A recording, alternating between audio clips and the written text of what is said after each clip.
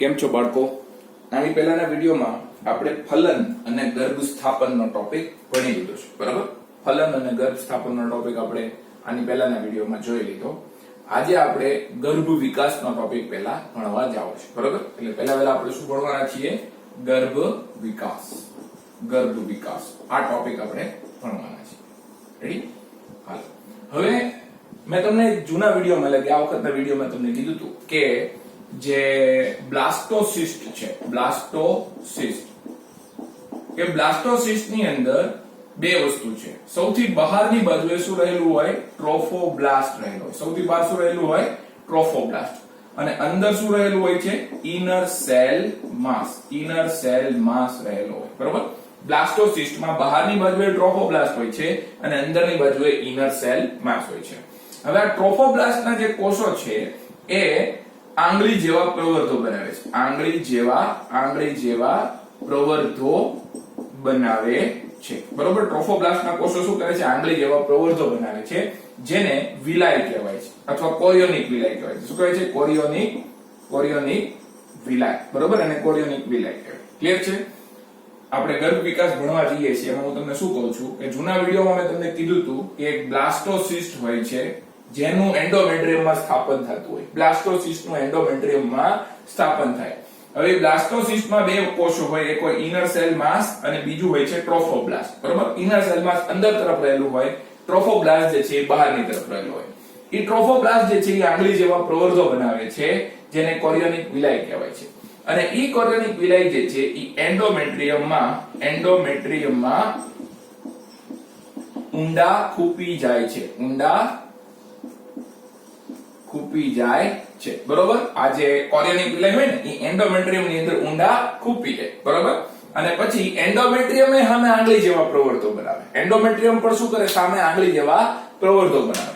એટલે ટ્રોફોબ્લાસ્ટના આંગળી જેવા પ્રવર્ધો અને એન્ડોમેટ્રિયમના આંગળી જેવા પ્રવર્ધો બે સામસામા શું થઈ જાય? એકબીજાની સામે લોક થઈ જાય. ટ્રોફોબ્લાસ્ટના આંગળી જેવા પ્રવર્ધો અને એન્ડોમેટ્રિયમના આંગળી જેવા પ્રવર્ધો બંને એકબીજાની સામે શું થઈ જાય છે? લોક થઈ જાય, બરોબર? અને બંને એકબીજાની સામે લોક થઈ જાય એ ઘટનાને શું કહેવાય? ઇન્ટરડિજિટેશન કહેવાય. શું કહેવાય એને? ઇન્ટરડિજિટેશન, બરોબર? એટલે જ્યારે ઇન્ટરડિજિટેશન થાય એ પછી એન્ડોમેટ્રિયમ જે છે એ આખું ભ્રૂણને ઘેરી લે છે, એટલે કે બ્લાસ્ટોસિસ્ટને ઘેરી લે, બરોબર? એન્ડોમેટ્રિયમની પેશી શું કરે? આખી બ્લાસ્ટોસિસ્ટને ઘેરી લે. અને જ્યારે બ્લાસ્ટોસિસ્ટ આખું ઘેરાઈ જાય ત્યારે સ્થાપનની ક્રિયા પૂરી થઈ ગઈ કહેવાય. ત્યારે સ્થાપનની ક્રિયા શું થઈ ગઈ કહેવાય? પૂરી થઈ ગઈ કહેવાય. ખ્યાલ આવ્યો તમને?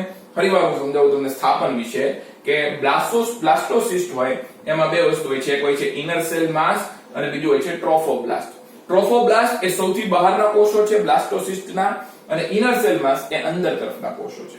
ઇનર સેલ માસ એ ભવિષ્યમાં શું બનાવવાના છે? ભ્રૂણ બનાવવાના છે. ભવિષ્યમાં શું બનાવવાના છે? ભ્રૂણ, બરોબર? ઇનર સેલ માસમાંથી શું બનવાનું હોય? ભ્રૂણ બનવાનું હોય. પણ જે ટ્રોફોબ્લાસ્ટના કોષો છે એ આંગળી જેવા પ્રવર્ધો બનાવે છે જેને કોરિયોનિક વિલાય કહેવાય છે. આ કોરિયોનિક વિલાય એન્ડોમેટ્રિયમની અંદર ઊંડા ખૂપી જાય છે, બરોબર?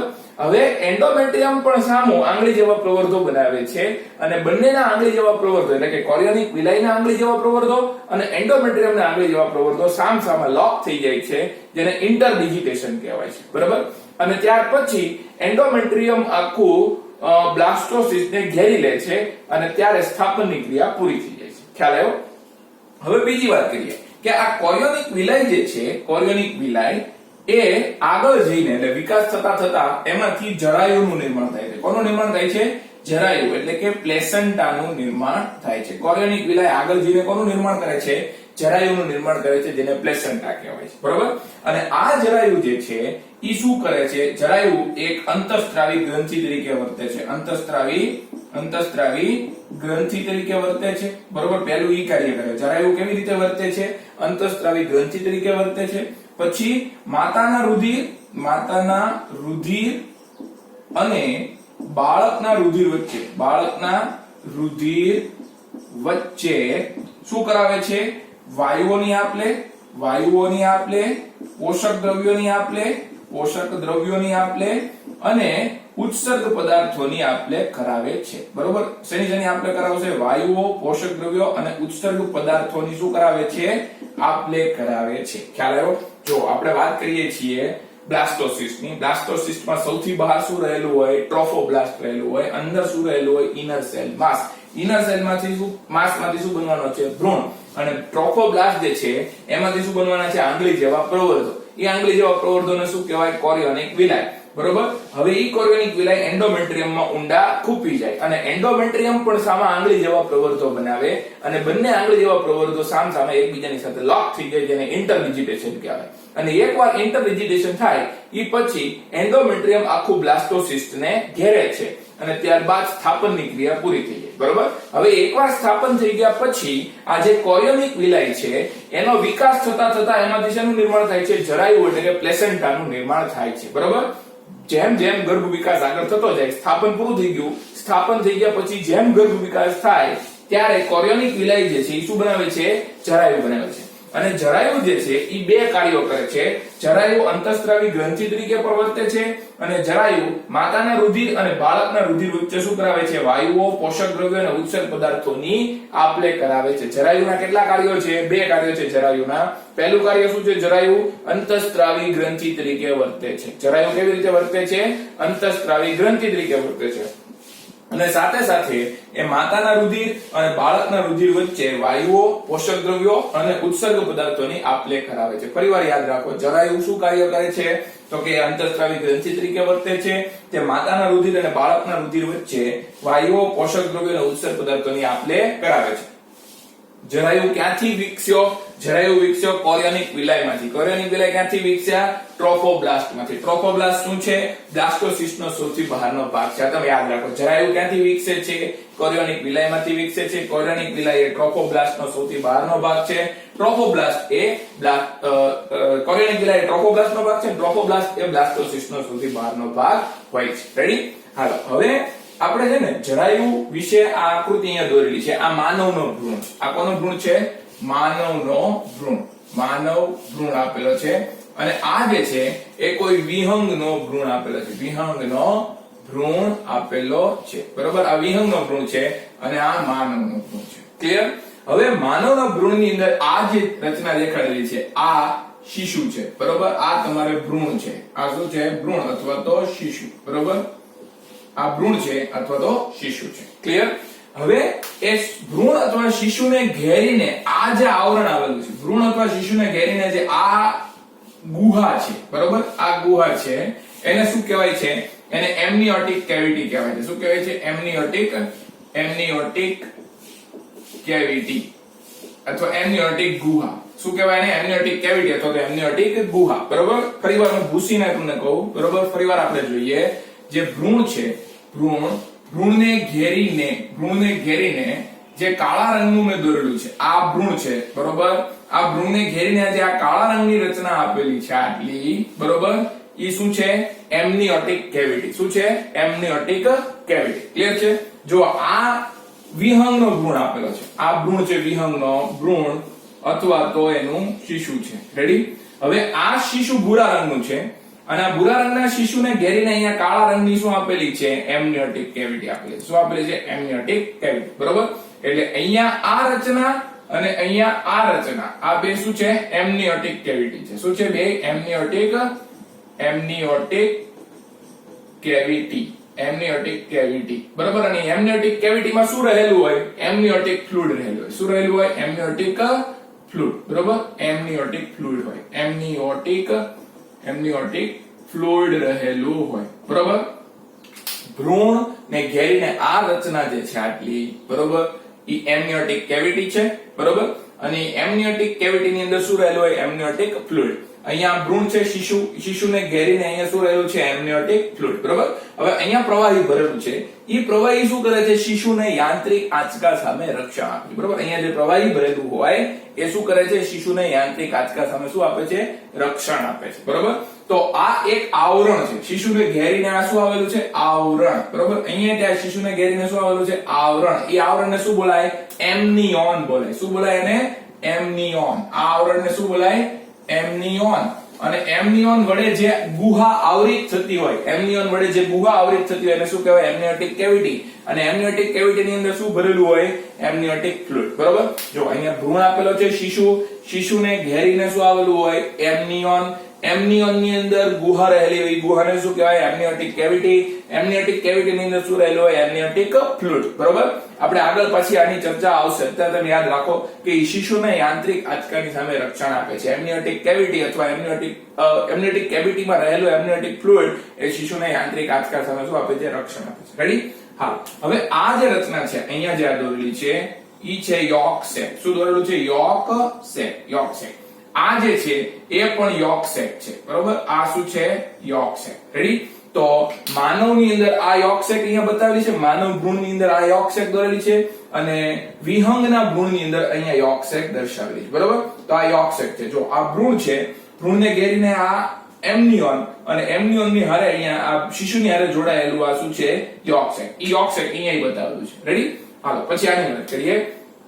આ જે છે ઈ એલેન્ટોઇસ છે. શું છે? એલેન્ટોઇસ.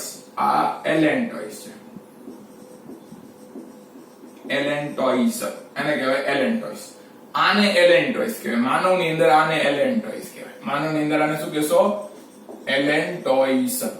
એલેન્ટોઇસ. બરોબર, કદાચ બાર વ્યૂ જતું હશે ફ્રેમ ની. બરોબર, તો આ એલેન્ટોઇસ છે. આ રચના એલેન્ટોઇસ છે. આ યોક સેક છે. આ રચના શું છે? એલેન્ટોઇસ છે. બરોબર, આ જે છે એ તમારું એલેન્ટોઇસ, અને આ જે છે અહીંયા એલેન્ટોઇસ આપેલું. બરોબર, એલેન્ટોઇસ શું કરે છે? ઉત્સર્ગ પદાર્થોનો સંગ્રહ કરે છે. એલેન્ટોઇસ શું કરે છે? ઉત્સર્ગ પદાર્થોનો સંગ્રહ. વિહંગની અંદર એલેન્ટોઇસ ઉત્સર્ગ પદાર્થોનો સંગ્રહ કરે. બરોબર, માનવની અંદર એલેન્ટોઇસ હોય, પણ એલેન્ટોઇસ બહુ વિકાસ પામતું નથી. ખ્યાલ આવે છે? બહુ એલેન્ટોઇસ એટલું બધું વિકાસ પામતું નથી માનવની અંદર. રેડી? હાલો, હવે આ જે યોક સેક અને એલેન્ટોઇસ છે ને, ઈ બે ભેગા મળીને માનવમાં અંડનાળ બનાવી દે છે. શું બનાવી દે છે?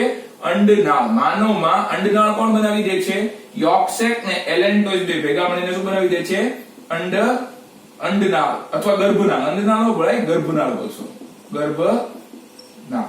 બરોબર, એને શું બોલશો? ગર્ભનાળ. અંડનાળ નો બોલાય. બરોબર, યોક સેક અને એલેન્ટોઇસ ઈ બે ભેગા મળીને શું બનાવી દે છે? ગર્ભનાળ, અથવા એને કહેશો અમ્બિલિકલ કોર્ડ. બીજું શબ્દ શું વાપરશો એના માટે? અમ્બિલિકલ કોર્ડ. બરોબર, ગર્ભનાળ. સમજાવો તમને? તો યોક સેક ને એલેન્ટોઇસ બે ભેગા મળીને શું બનાવી દે છે? માનવમાં બનાવે છે. અહીંયા એવું નથી થતું. જો અહીંયા યોક સેક ના સ્વરૂપમાં જ છે, અને એલેન્ટોઇસ ના સ્વરૂપમાં જ છે. પણ માનવની અંદર શું થાય છે? યોક સેક ને એલેન્ટોઇસ બે ભેગા મળીને શું બનાવી દે છે?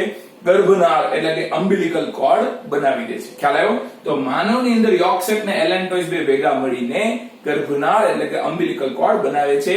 આવી અમ્બિલિકલ કોર્ડ તમને વિહંગના ભ્રૂણની અંદર જોવા મળતી નથી. બરોબર, અને એલેન્ટોઇસ શું કરે છે? ઉત્સર્ગ પદાર્થોનો સંગ્રહ કરે છે. યોક સેક શું કરે છે? પોષક દ્રવ્યો આપે છે. યોક સેક શું કરે છે? પોષક દ્રવ્યો. માનો કે ભ્રૂણ હજી શરૂઆતની અવસ્થામાં છે. ભ્રૂણ હજી શરૂઆતની અવસ્થામાં હોય ત્યારે ભ્રૂણને પોષણ કોણ આપશે?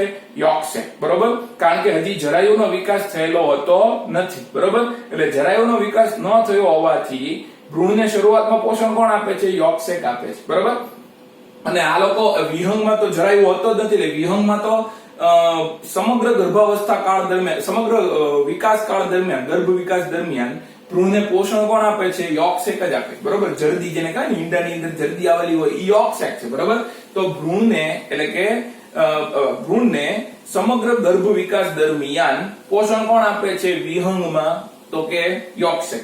પણ માનવની અંદર શું થશે કે યોક સેક શરૂઆતની અવસ્થામાં જ તે પોષણ આપે છે. પછી તો ઈ કાર્ય કોણ લઈ લે છે? જરાયુ લઈ લે. પછી પોષણનું કાર્ય કોણ લઈ લે છે? જરાયુ. રેડી?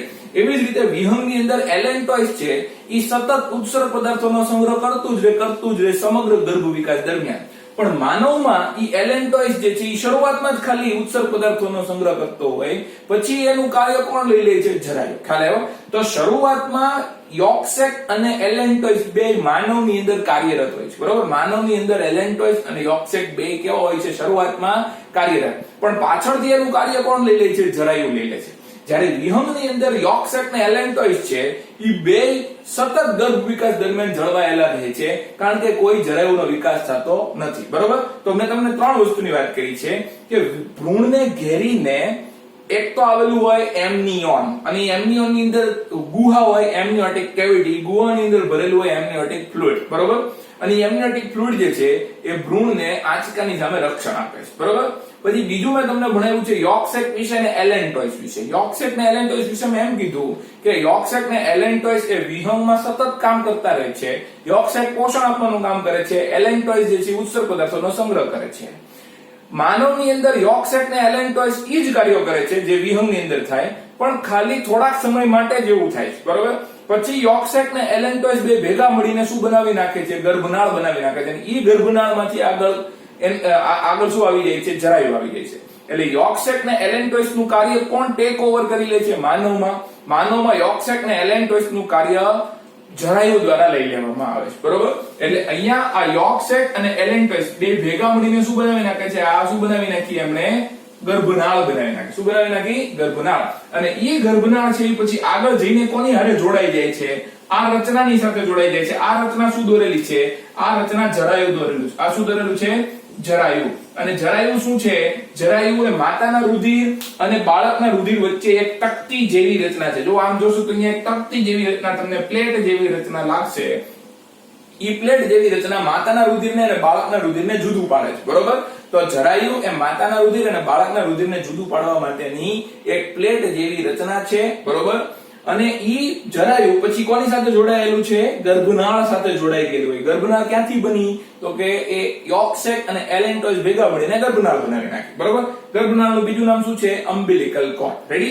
અને આ જરાયુ પછી શું આવી જશે? માતાનું રુધિર આવી જાય, અથવા તો ગર્ભાશયની પેશીઓ લખી શકાય તમને. આ બાજુ શું હોય? માતાનું રુધિર અને ગર્ભાશયની પેશીઓ અહીંયા લખેલી. રેડી. હાલો હવે બીજી વાત કરીએ કે આ સૌથી બહારનું જે આવરણ છે, આ જે આવરણ છે એને કોરિયોન કહેવાય. શું કહેવાય? કોરિયોન છે. રેડી. અને આ ત્યાં કોરિયોન છે, બરોબર. કોરિયોન. તો તમને આવી રીતના પ્રશ્નો ટેક્સ્ટબુકમાં આપ્યું નથી આવું બધું, પણ આવા પ્રશ્નો નીટની અંદર પૂછાય છે. તમને એમ પૂછે કે ભાઈ ભ્રૂણ હોય, બરોબર, એને યાંત્રિક આંચકાની સામે કોણ રક્ષણ આપે? તો કે એમનિયોટિક ફ્લુઇડ. એમનિયોટિક ફ્લુઇડ ક્યાં રહેલું હોય? એમનિયોનમાં. આ ભ્રૂણ છે તો આ કાળા રંગનું જે રચના છે એને શું કહેશો તમે? એમનિયોન. એમનિયોનની અંદર આ ગુહા છે, ઈ ગુહાને શું કહેવાય? એમનિયોટિક કેવિટી. અને ઈ કેવિટીની અંદર શું ભરેલું હોય? પાણી ભરેલું હોય. અહીંયા પાણી હોય. ઈ પાણી શું કરે? ભ્રૂણને રક્ષણ આપે છે. રેડી. એવી રીતે અહીંયા આ ભ્રૂણ છે, ભ્રૂણને ઘેરીને અહીંયા શું આવેલું છે? એમનિયોટિક કેવિટી. કેવિટીની અંદર શું રહેલું હોય? પાણી રહેલું હોય. એમનિયોટિક ફ્લુઇડ રહેલું હોય. ઈ એમનિયોટિક ફ્લુઇડ આ ભ્રૂણને શું કરે? યાંત્રિક આંચકાની સામે રક્ષણ આપે. હવે આની વાત કરો અને આની વાત કરો. આ જે બે રચનાઓ છે, આ રચના અને આ રચના, ઈ યોર્કશેક છે, બરોબર. યોર્કશેક એ શરૂઆતની અવસ્થામાં માનવના ભ્રૂણને પોષણ આપે છે, જ્યારે વિહંગમાં સતત પોષણ આપતું રહે છે. પછી આ જે રચના દોરેલી છે, આટલી રચના ઈ અને આ રચના, ઈ એલેન્ટોઇસ છે. એકલું આ આની વાત નથી કરતો. એકલું આ જે છે ઈ શું છે? એલેન્ટોઇસ. એલેન્ટોઇસ શું કરે છે? ઉત્સર્ગ પદાર્થોનો સંગ્રહ કરે છે. રેડી. હવે માનવમાં શું થાય છે? યોર્કશેક અને એલેન્ટોઇસ બે ભેગા મળીને શું બનાવી નાખે છે? ગર્ભનાળ બનાવી નાખે છે, અમ્બિલિકલ કોર્ડ બનાવી નાખે છે. અને એ અમ્બિલિકલ કોર્ડ આગળ જઈને કોની હારે જોડાઈ જાય છે? જરાયુ સાથે જોડાઈ જાય છે. એવું કાર્ય આની અંદર થતું નથી. વિહંગમાં યોર્કશેક ને એલેન્ટોઇસ ભેગા મળીને ગર્ભનાળ બનાવતા નથી. વિહંગમાં યોર્કશેક ને એલેન્ટોઇસ ભેગા મળીને ગર્ભનાળ બનાવતા નથી. પણ માનવની અંદર યોર્કશેક ને એલેન્ટોઇસ ભેગા મળીને શું બનાવી નાખે? ગર્ભનાળ બનાવી નાખે. અને ઈ ગર્ભનાળ જે છે આગળ જઈને કોની હારે જોડાઈ જાય છે? જરાયુ સાથે જોડાઈ જાય છે. જરાયુ શું છે? તો કે એ એક તકતી જેવી રચના છે જે માતાના રુધિરને અથવા એન્ડોમેટ્રિયમની પેશીને બાળકના રુધિરથી છૂટી પાડે છે, બરાબર. અને આ બહારનું આવરણ છે, સૌથી બહારનું આવરણ છે, ઈ શું છે? કોરિયોન છે, બરાબર. તો હવે હું તમને શું ભણાવવા જવાનો છું? જરાયુ વિશે ભણાવવા જવાનો છું. જરાયુનું કાર્ય મેં તમને કહી દીધા. જરાયુ શું કરે છે? અંતઃસ્ત્રાવી ગ્રંથિ તરીકે વર્તે છે અને એ માતાના રુધિર અને બાળકના રુધિર વચ્ચે વાયુ, પોષક દ્રવ્યો અને ઉત્સર્ગ પદાર્થોની આપ-લે કરાવે છે, બરાબર. જરાયુઓ અંતઃસ્ત્રાવી ગ્રંથિ તરીકે વર્તે છે. તે માતાના રુધિર અને બાળકના રુધિર વચ્ચે વાયુઓ, પોષક દ્રવ્યો અને ઉત્સર્ગ પદાર્થોની આપ-લે કરાવે છે. રેડી. હાલ આગળ વાત કરીએ. આકૃતિઓ ખાસ દોરી લેજો, બહુ ઇમ્પોર્ટન્ટ છે, બરોબર. એ એમસીક્યુ ની અંદર પૂછાતી હોય છે, બરોબર.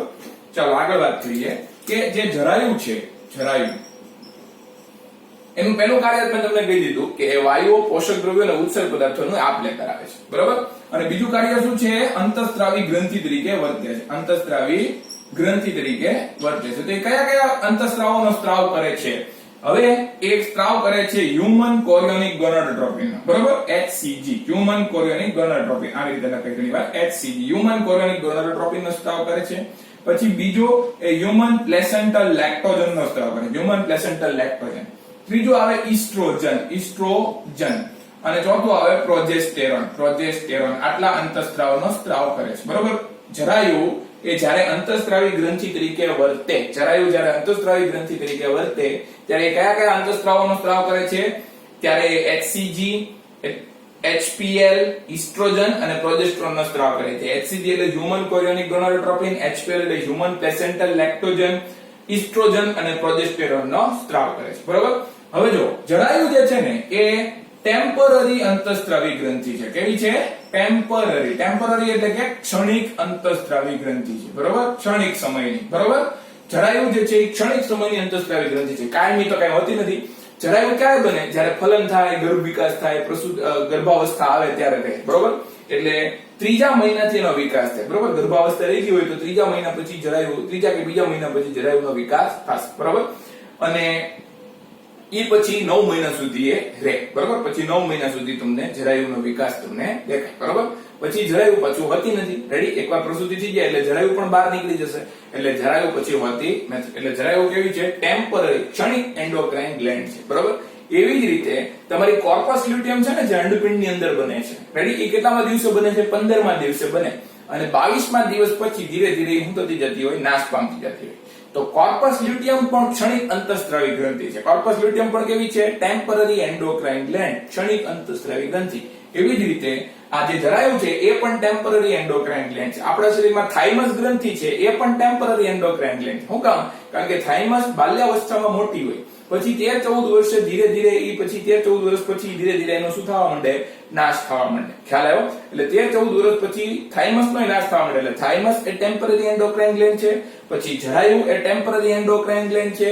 અને કોર્પસ લ્યુટિયમ એ ટેમ્પરરી એન્ડોક્રાઇન ગ્લેન્ડ છે. ક્લિયર છે? હવે બીજી વાત કરીએ કે જો ફલન થયું હોય તો કોર્પસ લ્યુટિયમ જે છે એ 3 મહિના સુધી પ્રોજેસ્ટેરોનનો સ્ત્રાવ કરે. ફલન થયું હોય તો કોર્પસ લ્યુટિયમ કેટલા મહિના સુધી પ્રોજેસ્ટેરોનનો સ્ત્રાવ કરતું રહેશે? 3 મહિના સુધી. પછી ઈ કોર્પસ લ્યુટિયમનું કાર્ય કોણ લઈ લે છે? પછી કોર્પસ લ્યુટિયમનું કાર્ય લઈ લે છે જરાયુ. કોણ લઈ લે છે? જરાયુ. અને પછી જરાયુ પ્રોજેસ્ટેરોનનો સ્ત્રાવ કરવા માંડે છે. બરોબર. ગર્ભાવસ્થા માટે પ્રોજેસ્ટેરોન બહુ જરૂરી છે. બરોબર.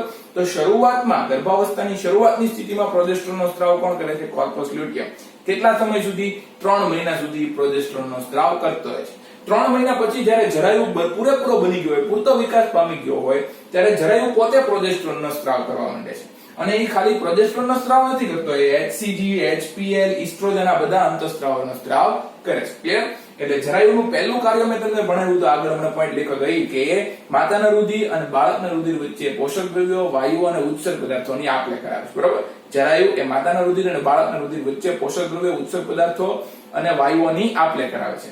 અને જરાયુ જે છે એ ટેમ્પરરી એન્ડોક્રાઇન ગ્લેન્ડ તરીકે કાર્ય કરીને HCG, HPL, ઈસ્ટ્રોજન અને પ્રોજેસ્ટેરોનનો સ્ત્રાવ કરે છે. બીજી ટેમ્પરરી એન્ડોક્રાઇન ગ્લેન્ડ કઈ છે? થાઇમસ છે, કોર્પસ લ્યુટિયમ છે અને જરાયુ છે. અને ગર્ભાવસ્થા રહી હોય ત્યારે શરૂઆતના 3 મહિનાની અંદર પ્રોજેસ્ટેરોનનો સ્ત્રાવ કોણ કરે છે? Corpus luteum. કારણ કે કોર્પસ લ્યુટિયમનો નાશ થતો નથી. જો ફલન થાય તો કોર્પસ લ્યુટિયમનો નાશ થતો નથી અને 3 મહિના સુધી એ પ્રોજેસ્ટેરોનનો સ્ત્રાવ કરતો રહે છે. પણ ફલન થઈ જાય અને ગર્ભાવસ્થા 3 મહિના સુધી પહોંચી જાય એ પછી જરાયુ પુખ્ત બની જાય છે. અને જરાયુ પુખ્ત બની જાય પછી પોતે પ્રોજેસ્ટેરોનનો સ્ત્રાવ કરવા માંડે છે. ક્લિયર છે? તો આ થઈ ગયું જરાયુનું કાર્ય. બરોબર. હવે જરાયુનું બીજું કાર્ય શું છે કે જ્યારે ગર્ભાવસ્થા પૂર્ણ થઈ ગઈ હોય, ગર્ભાવસ્થા પૂર્ણ થવા આવે, ગર્ભાવસ્થા જ્યારે પૂર્ણ થવા આવે ત્યારે જરાયુ કેવો બની ગયો હશે? જરાયુ જે છે પુખ્ત બની ગયો હોય. જરાયુ કેવો બની જાય? પુખ્ત બની જાય. અને જરાયુ જ્યારે પુખ્ત બની જાય ત્યારે એ ફીટલ ઇજેક્શન રિફ્લેક્સ સ્ટાર્ટ કરાવે છે. ફીટલ ઇજેક્શન રિફ્લેક્સ જે છે, ફીટલ ઇજેક્શન રિફ્લેક્સ ની શું કરાવે છે? શરૂઆત કરાવે છે. આ જરાયુનું બીજું કાર્ય છે. બરોબર. જરાયુનું બીજું કાર્ય શું છે?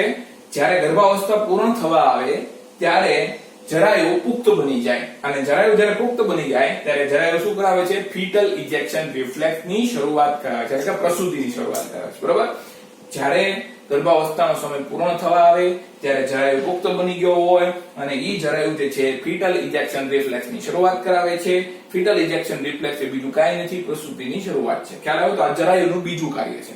તો જરાયુના ટોટલ 3 કાર્યો મેં તમને કીધા માતાના રુધિર અને બાળકના રુધિર વચ્ચે પોષક દ્રવ્યો, વાયુઓ અને ઉત્સર્ગ પદાર્થોની આપ-લે. પછી બીજું કીધું કે ટેમ્પરરી એન્ડોક્રાઇન ગ્લેન્ડની જેમ કાર્ય કરીને HCG, HPL, ઇસ્ટ્રોજન, પ્રોજેસ્ટેરોનનો સ્ત્રાવ કરે છે અને જ્યારે ગર્ભાવસ્થા પૂર્ણ થવા આવે ત્યારે જરાયુ પુખ્ત બનીને ફીટલ ઇજેક્શન રિફ્લેક્સની શરૂઆત કરાવે છે. ક્લિયર છે? જો આ થઈ ગયું તમારું જરાયુનું કાર્ય પૂરું. હવે જ્યારે ગર્ભાવસ્થા પૂરી થઈ જાય ને, ગર્ભાવસ્થા પૂરી થવા આવે ને ત્યારે માતાના રુધિરમાંથી માતાની અંડવાહિનીમાંથી એક અંતઃસ્ત્રાવનો સ્ત્રાવ થાય છે જેનું નામ છે અંડવાહિની અંડપિંડમાંથી. જ્યારે ગર્ભાવસ્થા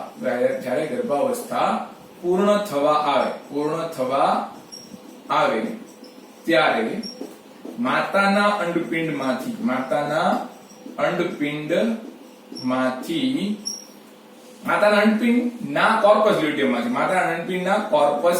કોર્પસ લ્યુટિયમ માંથી રિલેક્સિનનો સ્ત્રાવ થાય છે. કોનો સ્ત્રાવ થાય છે? રિલેક્સિનનો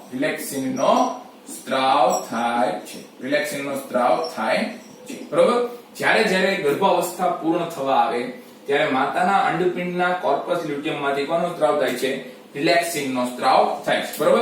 અને આ રિલેક્સિન જે છે એ પ્રસૂતિ કરાવવામાં મદદ કરે છે. શેમાં મદદ કરે છે? પ્રસૂતિ કરાવવામાં મદદ કરે છે. બરોબર? રિલેક્સિન શેમાં કરે છે મદદ?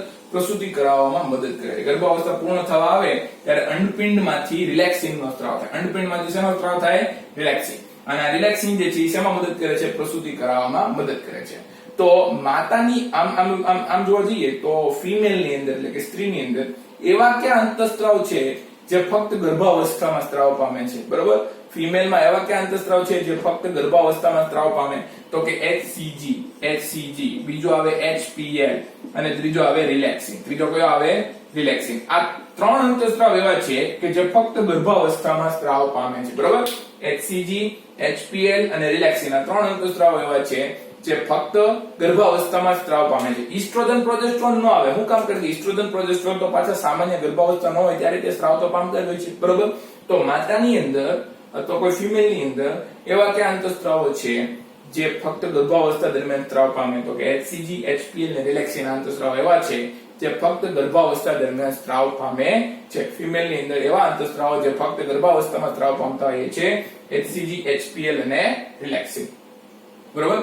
અને હવે આ ટૂંકમાં શું કહેવા માંગે છે? રિલેક્સિનની વાત કરી. રિલેક્સિનની વાત કર્યા પછી તમને આ પોઈન્ટ સમજાવો તો એટલે રિલેક્સિન વચ્ચે આવે. બરોબર? કે ભાઈ ગર્ભાવસ્થા પૂરી થવા આવે ત્યારે માતાના અંડપિંડમાંથી રિલેક્સિનનો સ્ત્રાવ થાય છે અને એ રિલેક્સિન પ્રસૂતિ કરવામાં મદદ કરે છે. અને ગર્ભાવસ્થા દરમિયાન સ્ત્રાવ પામતા હોય એવા અંતઃસ્ત્રાવ છે HCG, HPL અને રિલેક્સિન કે જે ફક્ત ગર્ભાવસ્થામાં જોવા મળે, બીજી કોઈ જીવનમાં જોવા મળતા નથી. હવે જ્યારે માતાની ગર્ભાવસ્થા શરૂ હોય, બરોબર, માતામાં ગર્ભાવસ્થા જ્યારે શરૂ હોય, બરોબર, ત્યારે કયા કયા અંતઃસ્ત્રાવોનો સ્ત્રાવ વધી જાય છે? કયા અંતઃસ્ત્રાવોનો સ્ત્રાવ વધે છે? કયા અંતઃસ્ત્રાવોનો સ્ત્રાવ વધી જશે ગર્ભાવસ્થા દરમિયાન? તો કે ગર્ભાવસ્થા દરમિયાન ઇસ્ટ્રોજન છે, પ્રોજેસ્ટેરોન છે, કોર્ટિઝોલ, પછી થાઇરોક્સિન,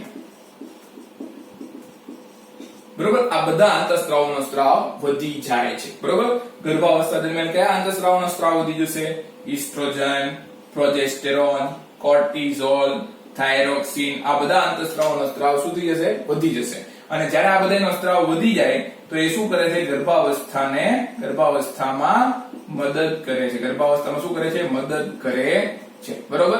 આ બધા અંતઃસ્ત્રાવોનો સ્ત્રાવ વધી. દાખલા તરીકે કોર્ટિઝોલનો સ્ત્રાવ ક્યાંથી થાય? એડ્રિનલ ગ્રંથિમાંથી. કોર્ટિઝોલનો સ્ત્રાવ ક્યાંથી થશે? એડ્રિનલ ગ્રંથિમાંથી. ઇસ્ટ્રોજન, પ્રોજેસ્ટેરોન તો તમને કીધું જ કે પહેલા અંડપિંડમાંથી આવતા હોય, પછી ક્યાંથી આવે છે? જરાયુમાંથી આવે છે. એની માત્રા વધી જાય છે. અને થાઇરોક્સિન એટલે થાઇરોઇડ ગ્રંથિમાંથી થાઇરોક્સિનનો સ્ત્રાવ વધી જાય. એટલે આ બધા અંતઃસ્ત્રાવોનો સ્ત્રાવ વધી જાય છે. બરોબર? ગર્ભાવસ્થા દરમિયાન કયા કયા અંતઃસ્ત્રાવોનો સ્ત્રાવ વધી જાય છે? ઇસ્ટ્રોજન, પ્રોજેસ્ટેરોન, કોર્ટિઝોલ, થાઇરોક્સિન, આ બધા અંતઃસ્ત્રાવોનો સ્ત્રાવ વધી જાય. અને આ બધા અંતઃસ્ત્રાવોનો સ્ત્રાવ વધવાથી શું થાય છે? ગર્ભાવસ્થામાં મદદ મળે છે. બરોબર?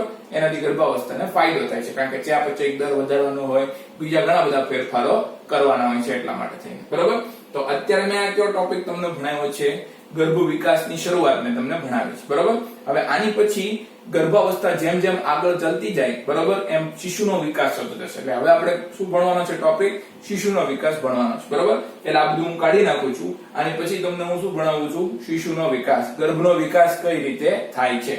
આ તમને યાદ રહી ગયું હશે, ખાસ તમે યાદ રાખજો. આ આકૃતિ અહીંયા હું છે એમનિયોટિક ફ્લુઇડ છે, બરોબર. અહીંયા એમનિયોન રહેલું છે, બરોબર. આ તમારો યોક સેક છે, આ તમારો એલેન્ટોઇસ છે, અને એ બે ભેગા મળીને શું બનાવી નાખે? ગર્ભનાળ બનાવી નાખે, અમ્બિલિકલ કોર્ડ.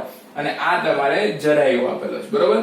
ટેક્સ્ટ બુકમાં આ આકૃતિ ઉપર આપેલી છે, મેં આને ઉલટી દોરેલી છે. રેડી? અને આ જે છે વિહંગનો ભ્રૂણ મેં તમને દોરીને દર્શાવેલો છે. એમસીક્યુ માટે બહુ ઇમ્પોર્ટન્ટ છે. શાંતિથી આને દોરી લો અને મારા વિડીયોને 2-3 વાર સાંભળો. અત્યારે હું આ જવા દઉં છું, ભૂસી નાખું છું, અને હવે આની પછી હું તમને શું સમજાવીશ? ગર્ભ વિકાસ, બરોબર. હાલો.